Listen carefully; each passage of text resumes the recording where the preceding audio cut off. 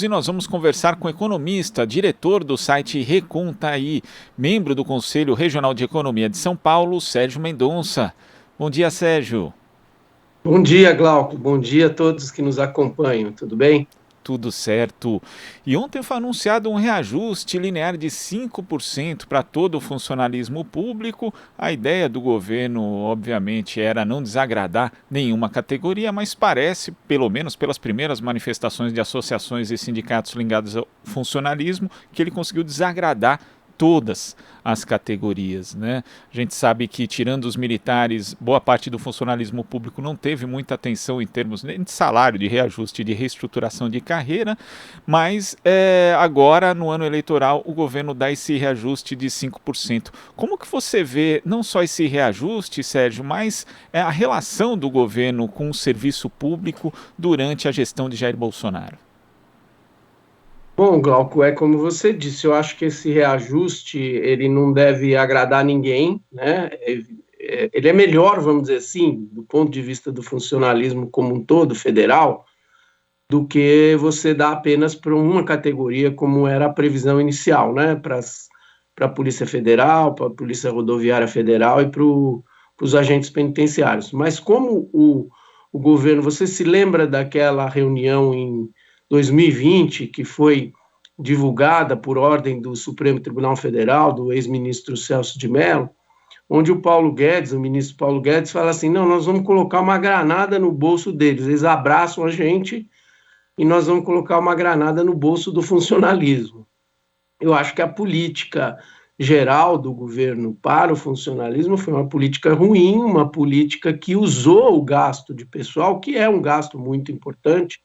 Ele representa quase 4% do PIB, o gasto com o funcionalismo federal, com os servidores públicos, para o ajuste fiscal, né? Como você foi gastando em outras áreas, como você tem as limitações do teto de gasto, que impede a expansão do investimento. Então, você foi comprimindo o investimento, as despesas discricionárias e também comprimiu o gasto com o pessoal. Eu calculo, com a inflação do ano passado e desse ano, o aumento das receitas e também o crescimento do PIB nominal, que nós vamos chegar nesse ano 2022 ao menor patamar de gasto em relação ao PIB, provavelmente abaixo de 4% do PIB, que certamente será o menor desde o governo Fernando Henrique, passando pelo governo Lula, Dilma, Temer e agora Bolsonaro.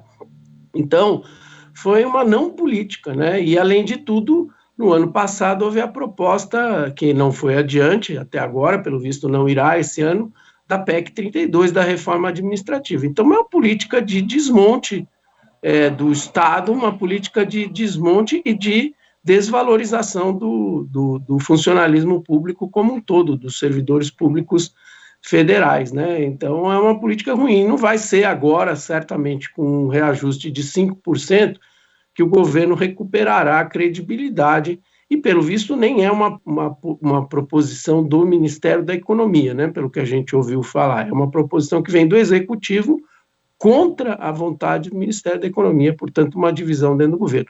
Uma não política, eu diria, Glauco, com o funcionalismo.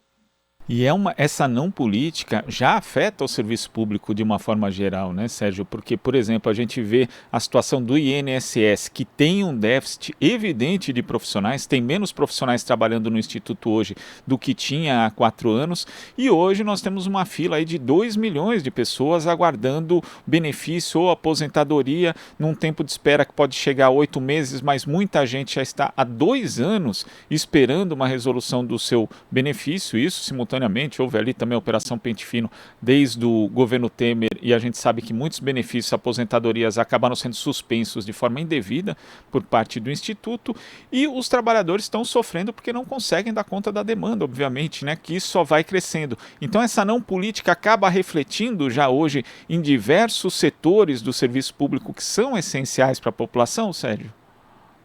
Olha, Glauco, bem lembrado por você. Talvez essa seja o exemplo mais importante, né? 2 milhões, quase 2 milhões de pessoas na fila, são pessoas que necessitam desse benefício, não são benefícios exagerados, contribuíram para isso ao longo de uma vida, e muitas vezes esperar 1 ano, 2 anos, e nesse caso, nesses 2 anos, um período perigoso, né, da pandemia, onde possivelmente muitos desses que aguardaram podem ter falecido, não sei dizer quantos, mas pode ter acontecido, são pessoas mais idosas que correram mais riscos na pandemia. Então, você tem bem lembrado, você tem que fazer um diagnóstico das diversas instituições do Serviço Público Federal. É possível melhorar a prestação de serviços à população, há um avanço da escolaridade da população que permite ao serviço público recrutar, através de concursos, pessoas com maior escolaridade, há um avanço tecnológico que permite um tratamento muito mais rápido na relação com o público. No próprio INSS você pode avançar, mas você tem razão, como você não tem política para o funcionalismo, a política é o ajuste fiscal, você desmonta instituições muito importantes. Você lembrou talvez a mais importante no plano federal, claro que nós temos saúde e educação, mas que são responsabilidades também, sobretudo, de estados e municípios, o SUS. Nós vimos a importância do SUS nessa crise da pandemia, mas o INSS, certamente, o INSS já é uma organização que já vinha com um grupo de servidores com idade avançada, em condições de se aposentar, e é legítimo que eles se aposentem, não só legítimo, como é legal. E se você não fizer um diagnóstico do INSS, incluindo, como eu disse, as condições tecnológicas mais avançadas, você não vai repor e fortalecer essa instituição tão importante, que inclusive tem um benefício grande para a retomada da economia, né? Você imagina que são 2 milhões de pessoas recebendo seus benefícios, aposentadorias, pensões, do ponto de vista do consumo, da demanda agregada e da reativação da economia. Também o Banco Central, né, Glauco? Você lembra que o Banco Central também está com uma greve, com um movimento paredista, que está comprometendo a divulgação do relatório Focus, dos próximos relatórios que serão divulgados pelo Banco Central, que são importantes instrumentos para o debate da política econômica, para a discussão das metas de inflação, né? E o Banco Central também é uma organização da maior importância estratégica do Estado brasileiro.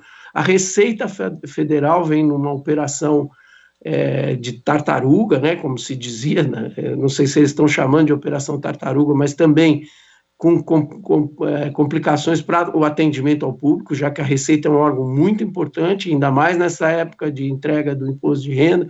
Enfim, é um desmonte aos poucos, que eu acho que é coerente com a política do Ministério da Economia, do ministro Paulo Guedes, e com aquela fala de 2020, eles não têm nenhum apreço por fortalecer o serviço público. Eles veem o Estado como um problema. A gente vê o Estado como uma solução, né? E não se trata de fazer empreguismo e contratar gente de forma sem nenhum sentido, sem estudos técnicos, mas é preciso, você deu o exemplo mais importante, o INSS falta gente no balcão, e numa área que representa uma política social da maior importância, com reflexos na economia e na macroeconomia.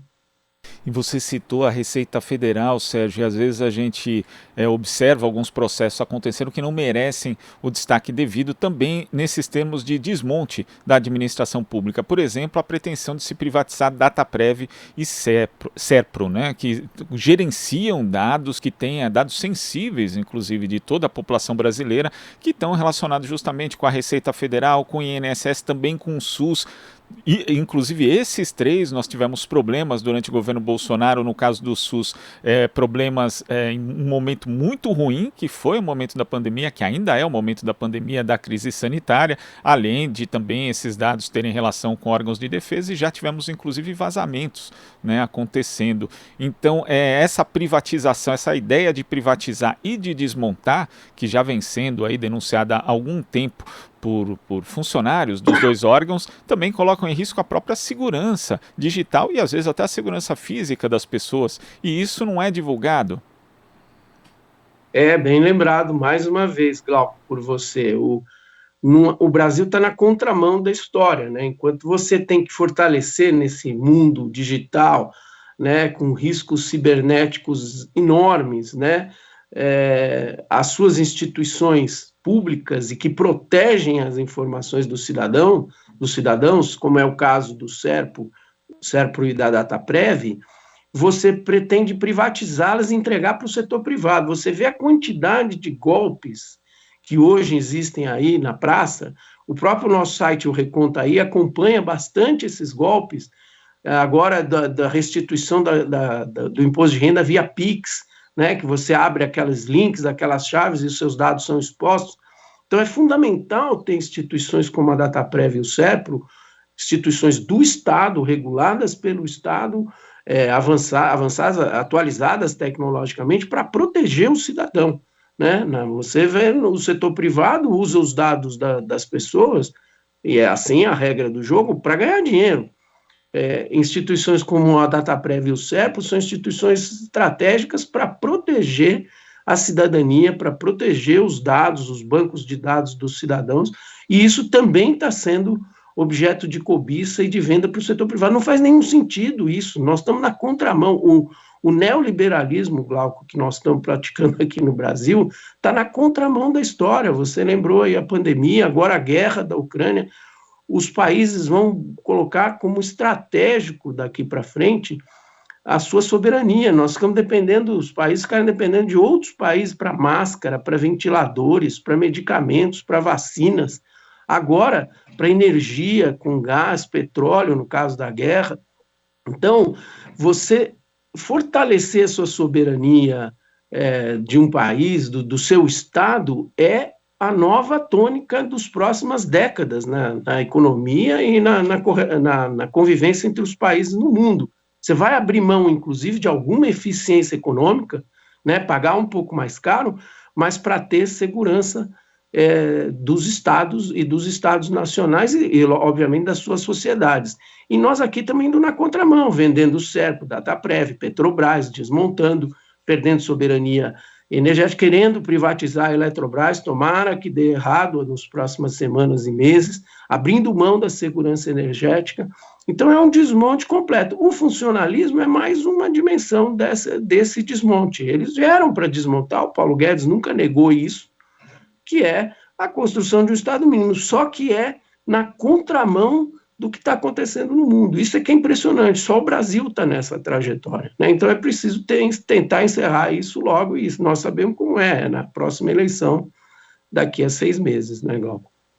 Agora, Sérgio, se efetivar uma mudança de governo, a gente conseguir virar essa chavinha, né, da orientação do Brasil, voltar a sair desse caminho de contramão, como você ressalta, vão ter dificuldades grandes aí também, né? E às vezes a gente projeta, por exemplo, essa questão da lei do teto, que acaba limitando os investimentos sociais, mas também, inclusive, os gastos com o próprio funcionalismo, né? Porque a gente vai ter aí, já tinha antes a lei de responsabilidade fiscal, agora a lei do teto. Vamos ter que fazer mudanças também no arcabouço legislativo para possibilitar essa valorização do funcionário público e do serviço público em si também, Sérgio? Tem razão. Não há dúvida, nós vamos ter que mudar o arcabouço fiscal, o que não quer dizer irresponsabilidade fiscal, como boa parte da imprensa corporativa, da grande imprensa, divulga. Não, você vai ter que ter uma nova regra, a regra do teto, ela é inviável, ela é uma regra burra, né, que corrige as despesas pela inflação do ano anterior, mudaram inclusive a regra esse ano, mudaram o período de cálculo da inflação para melhorar avançar o teto, mas não é viável conviver nos próximos anos com essa regra. É preciso ter uma outra regra. Existem experiências internacionais muito importantes que não são como eu disse, de responsabilidade fiscal, mas em que você faz uma previsão plurianual dos gastos e das receitas e você ajusta conforme o ciclo. É evidente que você tem que gastar mais quando a economia não está bem, quando ela está em baixa, quando ela está em recessão, acelerar os investimentos e, sobretudo, o investimento público, e pode poupar quando a economia está bem. Mas isso é o fundamental, né, Glauco? É fundamental a gente retomar o crescimento econômico, porque há uma regra que é o que a gente chama da elasticidade maior do que 1. O que é isso? Se o PIB voltar a crescer, e ele crescer 3%, vamos dizer, o ano de 2023, a receita tende a crescer mais do que 3%. Isso melhora as finanças públicas para fazer investimento. E investimento público que vai puxar o investimento privado, investimento das estatais, como nós vimos aí no áudio recente da Juvândia, presidente da Contraf, dizendo que estão desmontando os bancos públicos. Você precisa dos bancos públicos para o crédito no próximo período. Então, não vai ter dúvida, Glauco, um novo governo, uma nova orientação, com o presidente Lula, se ele vier a ganhar a eleição, ele terá que propor ao Congresso uma revisão dessas regras, especialmente da regra do teto, mas também da regra da lei de responsabilidade fiscal, que é uma lei pró-cíclica. O que isso quer dizer? Ela obriga você a fazer um superávit, e quando a economia está em recessão, você tem mais dificuldades de fazer esse superávit. Então, você tem que inverter essa lógica. Quando você está em expansão econômica, você tem mais facilidade. Então, você tem que também mexer nas regras da lei de responsabilidade fiscal. Insisto, não é para fazer irresponsabilidade fiscal, é para ter uma regra que, inclusive, o tal do mercado aí, né, esse ente abstrato aí chamado mercado, aceite. E eu acho que não há dúvida que aceitará, se a regra for crível, como eu te disse, baseada, inclusive, em experiências de países, de outros países importantes. Sérgio, eu queria agradecer a sua participação aqui no Jornal Brasil Atual de hoje, em pleno feriado. Muito obrigado mesmo e até a próxima. Obrigado, Glauco. Bom dia a todos, bom dia para você. Bom dia. Conversamos aqui com o economista, diretor do site Recontaí, integrante do Conselho Regional de Economia de São Paulo, Sérgio Mendonça. Você está ouvindo Jornal Brasil Atual. As notícias que os outros não dão.